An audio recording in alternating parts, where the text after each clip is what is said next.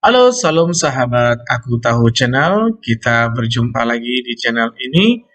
Sudah lumayan lama ya tidak membuat hal yang baru tentang pembelajaran pendidikan agama Kristen.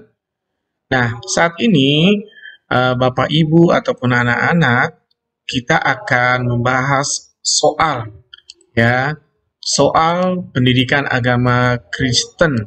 Ya, saat ini contoh soal pendidikan agama Kristen kurikulum 2013.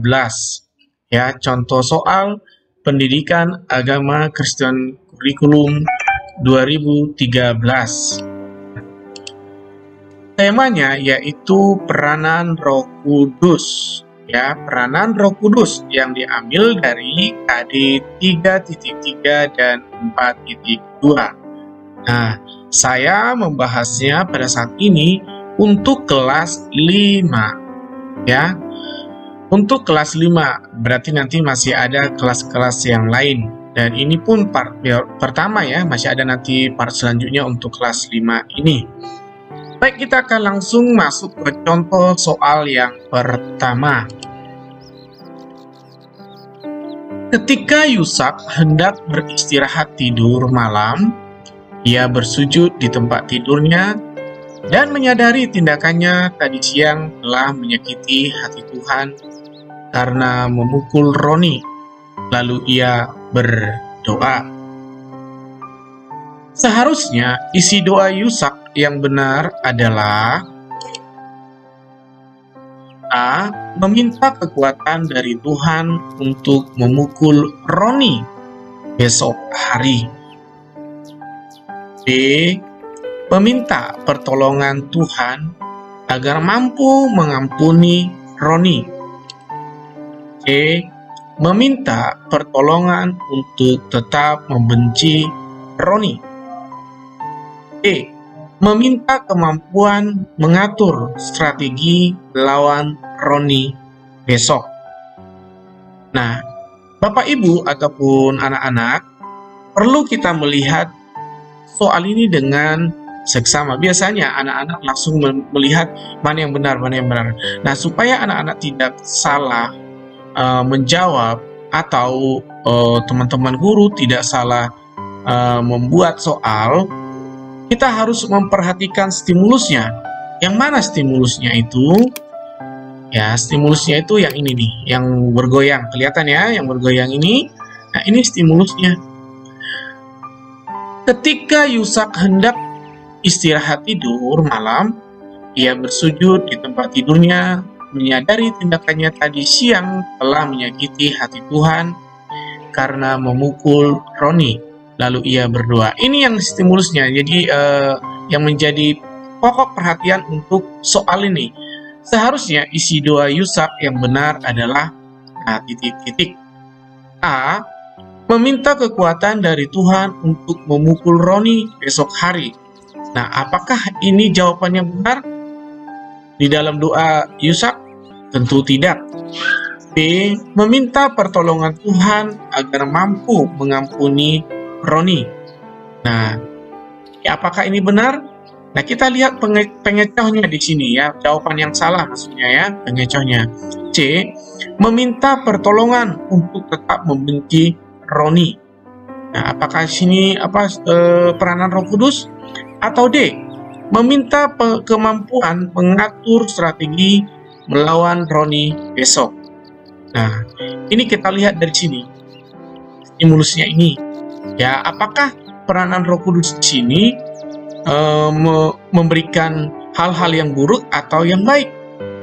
Seharusnya isi doa Yusak yang benar adalah meminta pertolongan Tuhan agar mampu mengampuni Roni. Nah, ini jawaban yang tepat. Nah, kita masuk lagi ke contoh berikutnya. Yanti kaget dan panik ketika ditunjuk oleh ibu guru untuk memimpin doa di kelas pada jam pelajaran agama. Semua teman sudah dalam sikap berdoa.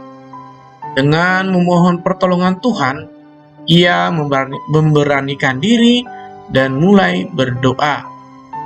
Roh Kudus di hati Yanti berperan untuk A. Memaksa Yanti berdoa. B. Mengejek Yanti yang takut berdoa. C. Membantu Yanti untuk berdoa. D.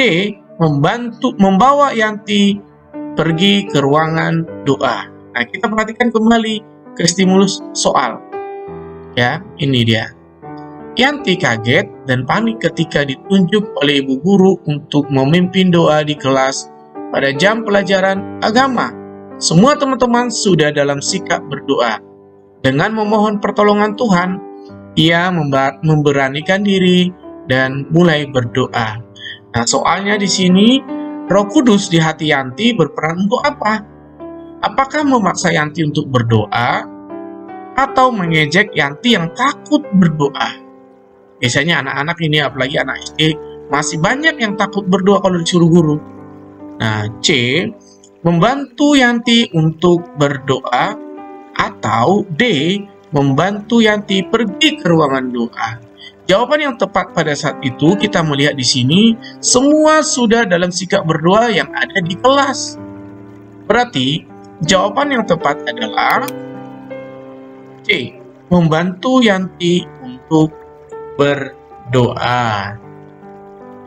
Nah, contoh selanjutnya, keluarga besar Markus sedang mengalami duka cita yang dalam. Nenek yang mereka kasihi telah dipanggil Tuhan. Markus sangat sedih karena neneklah yang biasa membuat sarapan untuk Markus. Markus sangat membutuhkan Roh Kudus untuk apa? Nah, kita lihat. A. Membantu untuk menguburkan neneknya. Apakah Markus membutuhkan Roh Kudus untuk menguburkan neneknya? B. Menggantikan neneknya. Apakah Markus membutuhkan Roh Kudus menggantikan neneknya dalam hidupnya? C. Menghiburnya pada saat itu. Atau D. Memberikan Markus nenek yang baru. Nah, kita lihat stimulusnya kembali. Keluarga besar Markus sedang mengalami duka cita yang dalam. Nenek yang mereka kasihi telah dipanggil Tuhan. Ya, di sini kita melihat kata mereka kasihi. Nah, Markus sangat sedih karena neneknya yang biasa membuat sarapan untuk Markus. Nah, di sini kata kuncinya juga. Nah, jawaban yang tepat di sini kita bisa melihat dari stimulus di atas. Kalau membantu untuk menguburkan neneknya, ya bisa jadi. Tapi yang tepat untuk jawaban ini adalah kalau B, menggantikan neneknya. Apakah jadi pengganti? Biasa, kalau nenek kan harus ada di depan secara visual. Sedangkan C, menghiburnya. Nah, di sini kita tahu bahwa Roh Kudus itu adalah penghibur. Maka di sini jawaban yang tepat adalah C, untuk menghiburnya. Nah, kita lanjut kembali. Togar tersenyum kepada tetangganya ketika berpapasan di jalan. Meskipun tetangganya tersebut terlihat sangat tidak bersahabat kepada Togar. Roh Kudus memberikan Togar kemampuan untuk A.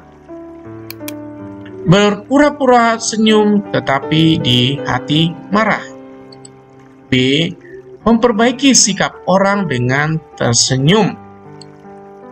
C. Menegur sikap orang yang tidak baik ataupun dengan tegas. Ya. C. Tetap menghormati semua orang. Nah, kita kembali ke ini ya, stimulusnya. Togar tersenyum kepada tetangganya ketika berpapasan di jalan. Meskipun tetangganya tersebut terlihat sangat tidak bersahabat kepada Togar.